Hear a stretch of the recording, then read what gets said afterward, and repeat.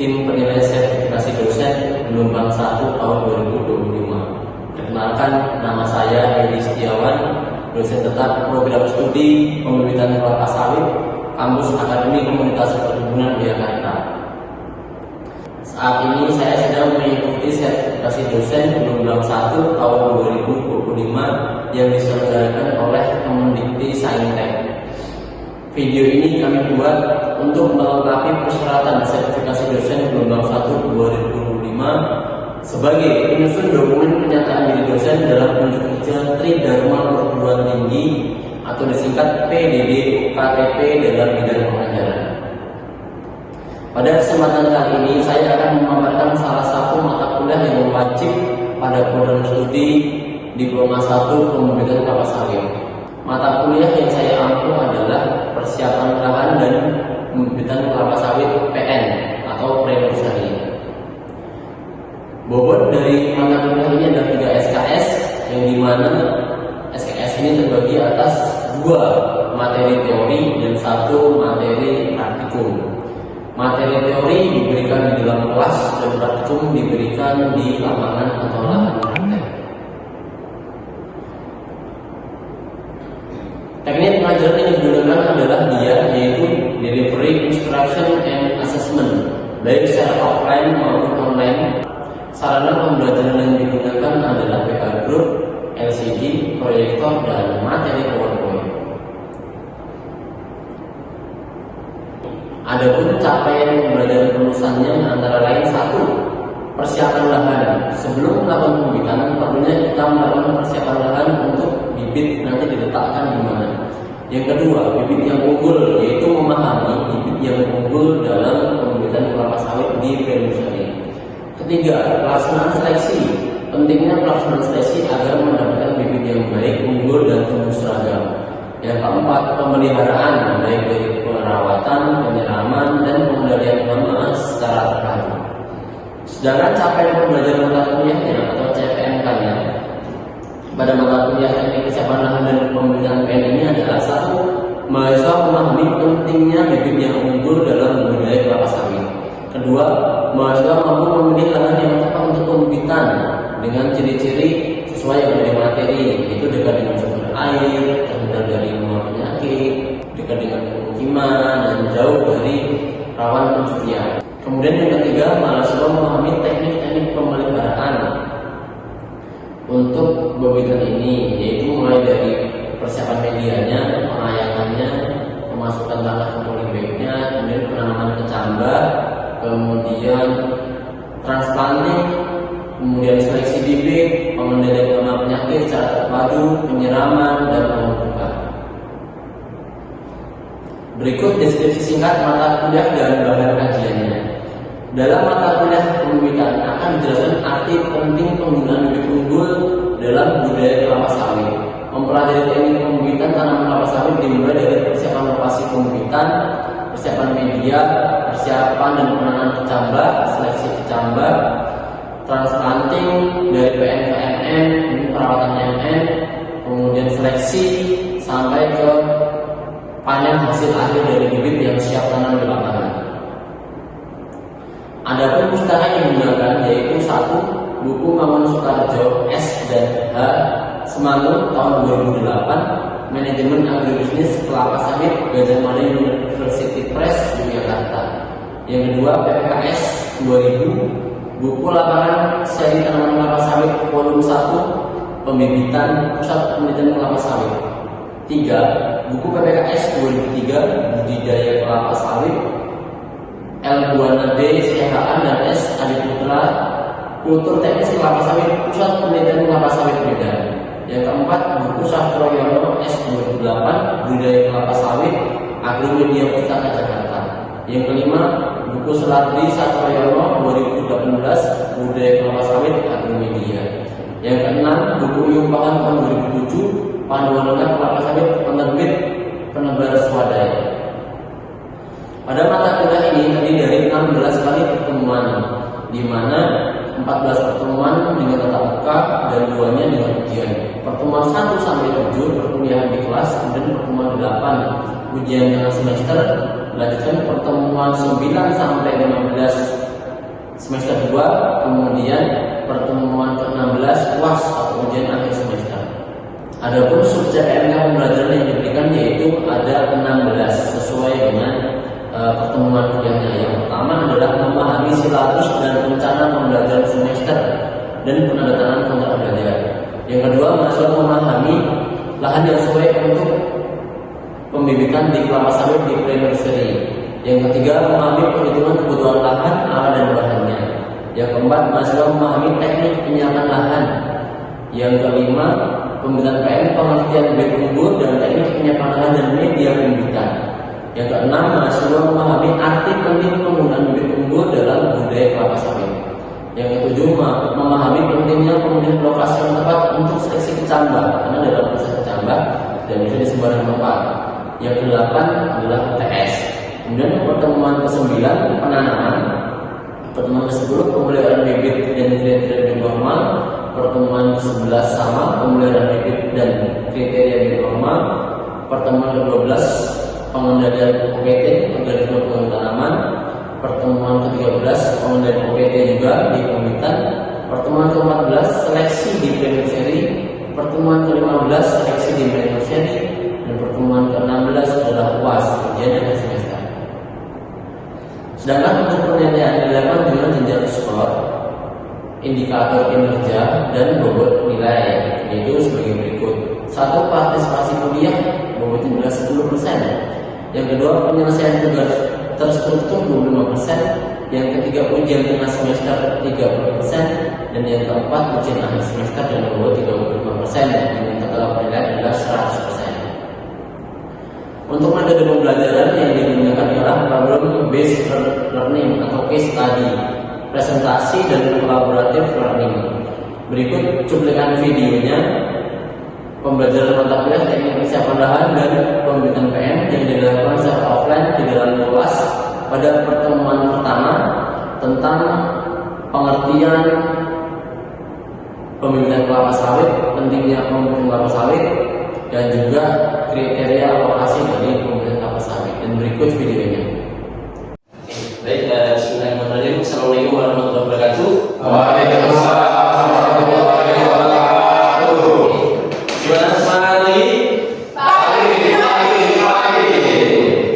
Sehat semuanya teman-teman? Sehat. Baik, kita ketemu lagi ya di materi selanjutnya, karena di blog kemarin, semester kemarin kita sudah belajar persiapan lahan. Jadi di blog ini kita masuk ke pembibitan kelapa sawit. Oke, sebelum kita mulai pembelajaran, alangkah baiknya kita untuk berdoa terlebih dahulu. Mau saya pimpin atau ketua kelasnya? Oke, ketua kelas kita masih pimpin doa agar kita mendapatkan. Tapi sebelum mulai perkuliahan pada hari ini, sebaiknya kita berdoa terus agama dan percaya masing-masing. Berdoa dimulai.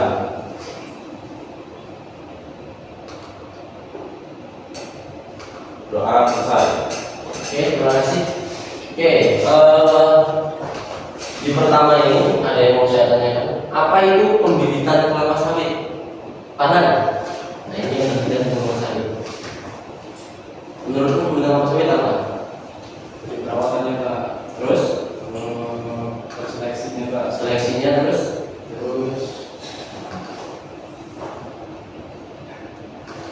Oke, perawatan, seleksi, yang kecambahan. Nah, jadi pembibitan kelapa sawit itu adalah persiapan pertama setelah persiapan lahan sebelum kita nanti masuk ke penanaman, kemudian perawatan BM sampai akhirnya panen seperti itu. Dan di pembibitan kelapa sawit sendiri itu terbagi menjadi dua tahap. Ada single stage dan double stage. Yang single stage itu satu tahap, di mana single stage itu dia mulai dari 0 sampai usia 12 bulan atau 1 tahun. Yang double stage itu dibagi menjadi dua tahap, yaitu di usia 0 sampai 3 bulan di pre-nursery dan bulan ke-4 sampai bulan ke-12 di nursery. Itu gambarannya. Jadi pembibitan itu garis besarnya adalah ada single stage dan double stage dan pre-nursery dan nursery. Itu gambaran umumnya yang wajib teman-teman ketahui. Kita lanjut. Tujuan pembibitan apa? Ngapain sih kita harus melakukan pembibitan? Nah, ini ada tujuannya. Yang pertama adalah mendapatkan bibit yang baik. Kita bisa nanam tanpa melakukan pembibitan itu bisa, dari kecambah yang tumbuh misalkan langsung kita cabut ditanam bisa, tapi tidak akan mendapatkan nomor satu, tidak akan mendapatkan bibit yang baik. Yang satu. Yang kedua, untuk memelihara bibit secara intensif sehingga pertumbuhannya jagung dan seragam. Dipelihara agar pertumbuhannya itu besar, kuat dan seragam. Kenapa? Karena di pembibitan itu kalau lebih kecil dia diseleksi, kalau lebih besar dia diseleksi. Yang diambil apa? Yang seragam. Kalau lebih kecil itu nutrisinya kurang, airnya kurang. Kalau lebih besar, ya etiolasi. Etiolasi itu pertumbuhan cepat yang dia mencari sinar matahari karena tertutup, sehingga tujuannya adalah mendapatkan bibit yang seragam. Seperti itu teman-teman. Paham? Kemudian yang ketiga, meminimalkan gangguan pada masa pertumbuhan. Kalau kita langsung ambil dari kebun, dari tumbuh di bawah pohon sawit, itu kan tidak terjamin, sehingga potensi kena penyakit, kena hama, kena jamur itu sangat tinggi sekali. Tapi kalau kita lakukan pembibitan, itu kan dari kecambah, kita tanam, kita siram, kita bersihkan gulmanya, kita pupuk, kita rawat, itu meminimalisir gangguan sehingga pertumbuhannya sehat. Ada gulma kita cabut, ada hama kita kendalikan. Yang keempat, menyediakan bibit siap tanam tepat waktu. Nah, kalau bibit itu tidak diurus, kamu dari kecil nggak pernah dikasih susu, nggak pernah dikasih makanan yang bergizi, pasti kurus kering kan?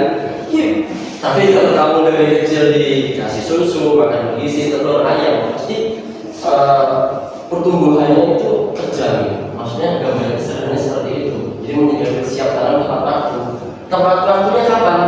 Di usia 12 bulan. Terus sekali. Yang kelima, mendapatkan jaminan produktivitas tinggi di masa depan. Selain karena varietas yang unggul, kita juga menjamin dengan pertumbuhan yang seragam tadi itu mendapatkan produktivitas tinggi di masa depan. Kenapa?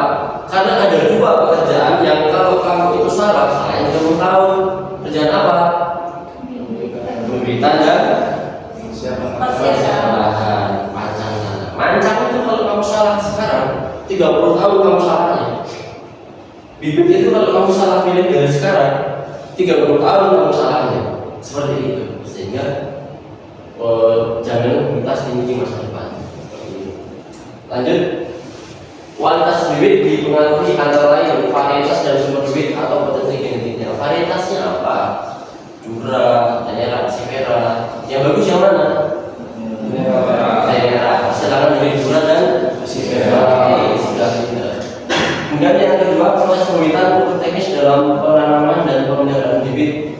Untuk teknis, cara yang diperhatikan, media tanam yang diperhatikan, sampai ke pemeliharaannya, penyiraman pemupukan, itu harus diperhatikan. Yang ketiga, seleksi bibit. Seleksi bibit ada berapa persen? Kita tahu? 40. Ya, di atas kertas 40%. Pembagiannya tahu? Tahu. Oke, nanti saya jelaskan. Kemudian umur bibit pada waktu di tanam lapangan. Kenapa umurnya siap tanam di lapangan umur 12 bulan? Itu adalah usia di mana tersebut kita anggap sudah siap tanam. Kalau baru 6 bulan masih kecil. Kalau 2 tahun atau 24 bulan terlalu tua, sehingga yang paling pas ya pas dari budgetnya, perawatannya itu dari 12 bulan. Sampai sini ada pertanyaan, teman-teman? Gimana cara membedakan bibit yang baik dan berkualitas untuk ditanam? Oke, membedakan bibit yang baik. Baik, pertanyaan yang bagus. Bibit yang baik itu yang pasti pertama berasal dari indukan yang baik juga. Indukan yang baik tadi berasal dari persilangan apa? Yaitu Dura persilangan Persevera, jadinya Tenera. Nah, kalau untuk mendapatkan bibit yang baik dari indukan saya sudah baik, kan anaknya baik itu, baru kita tanam kecambahnya, kita rawat. Yang pertama yang harus dipastikan adalah tumbuhnya seragam dulu, itu pasti. Tumbuhnya seragam. Tadi tak sampaikan, yang kecil yang diseleksi, yang lebih besar yang diseleksi, diambilnya tumbuhnya paling merata. Yang kedua, tidak kena penyakit atau hama, tidak bercakau, tidak bolong-bolong, tidak layu, seperti itu. Yang ketiga, normal pertumbuhannya, daunnya tidak menggulung, tidak memuntir, daunnya berubah secara menyeluruh, seperti itu. Jadi secara fisik gampang kita lihat. Ya, yang paling umum adalah ketika tidak kena penyakit, tidak tidak kena hama, itu pertumbuhannya seragam, itu sudah pasti baik karena sudah berasal dari indukan yang baik. Oke.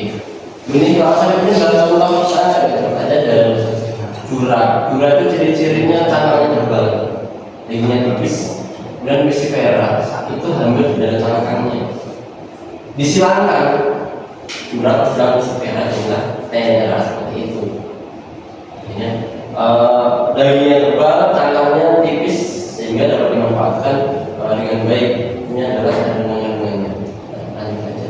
Ini tadi saya sampaikan sistem pembibitan ada dua tahap itu double stage. Yang satu tahap itu single stage. Double stage itu ada primary seri. Primary seri ini 3 bulan ya. Ini 3 bulan. Minor seri ini 9 bulan. Totalnya adalah 12 bulan. Kalau minor seri dari awal pakai last bag atau polybag besar sampai usia 12 bulan tanpa ganti-ganti. Saya lanjut aja. Ini gambaran pembibitan di pre-nursery. Di pre-nursery seperti ini, menggunakan baby bag, ditanam secara berdampingan yang cukup mepet. Nah, keuntungan double stage ini apa? Ini 3 bulan pertama, ini 9 bulan berikutnya. Kemudahan dalam pengawasan dan pemeliharaan. Kenapa mudah? Karena fokus di sana, fokusnya di sana. Nanti di menu seri, di menu seri, di menu seri, di menu seri. Dan tersedianya waktu untuk mempersiapkan pemilihan utama. Nah, pemilihan utama itu kan perlu menyiapkan lahan yang luas, lahan yang datar, instalasi penyiraman yang baik, sehingga waktu 3 bulan di menu seri kita bisa menyiapkan di menu serinya. Seperti itu. Yang ketiga, bibit terjamin karena dapat proses seleksi. Seleksi tadi ada berapa persen? 40%. Kecambahnya 5%. Kemudian premium seri 10%, transplanting 5%, PN 15%, cadangannya 5%. Balikin. Sekali lagi, kecambah 5%, PN 10%, transplanting 5%, MN 15%, cadangan 5%, kasih 40%. Seperti itu. Sehingga bagus kan sudah banyak seleksinya. Sehingga yang lolos sampai ke tahap tanam itu adalah yang paling baik, yang tumbuhnya merata dan tidak kena hama. Seleksi yang kita dapat mengurangi penggunaan tanah dan polybag. Kenapa? Misalkan kita punya 100 polybag, kita seleksi yang jelek ada 20, sehingga kita lebih hemat terhadap media di MN-nya. Kenapa? Karena kita perlu menyiapkan 80 saja, yang 20 tidak perlu kan berseleksi. Tapi kalau kita nggak seleksi 100 yang jelek 20 tetap nyampe 100, percuma kita nanam yang jelek juga 20 sehingga mubazir bahasanya. Lokasi pembibitan ini adalah pemilihan lokasi atau tempat untuk pembibitan harus memenuhi syarat. Syaratnya 1 apa? Sumber air. Kenapa harus dekat dengan sumber air? Karena untuk menyiram bibit tersebut. Oke, nggak mungkin kamu pembibitan di sini, sumurmu di Malioboro.